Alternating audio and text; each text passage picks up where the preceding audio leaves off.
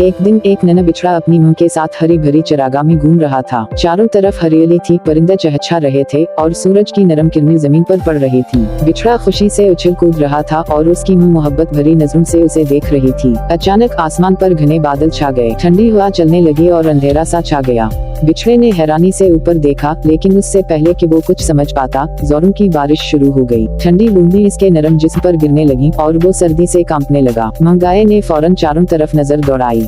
पास ही एक बड़ा दरख्त था। वो फौरन अपने बिछड़े को वहां ले गई, लेकिन तेज बारिश और हवा की वजह से दरख्त की छांव काफी नहीं थी। बिछड़ा अब भी कांप रहा था और मुंह की आंखों में परेशानी साफ नजर आ रही थी। मां ने हिम्मत ना हारी।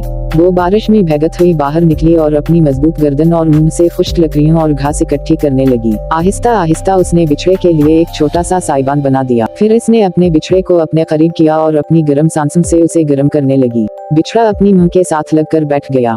मां की गर्म सांसें और मोहब्बत भरा लमस उसे सुकून देने लगा। बारिश अभी भी जारी थी, मगर अब वो महफूज और पुरसुकून महसूस कर रहा था। कुछ देर बाद बारिश रुक गई, बादल छट गए और सूरज दोबारा निकल आया। बिछड़े ने सुकून की सांस ली और खुशी से उछलने कूदने लगा। गाय ने उसे मोहब्बत भरी नजरों से देखा और मुस्कुरा दी। ये मां की बेपनाह मोहब्बत का एक और सबूत था, जो हर हाल में अपने बच्चे की हिफाजत के लिए तैयार रहती है।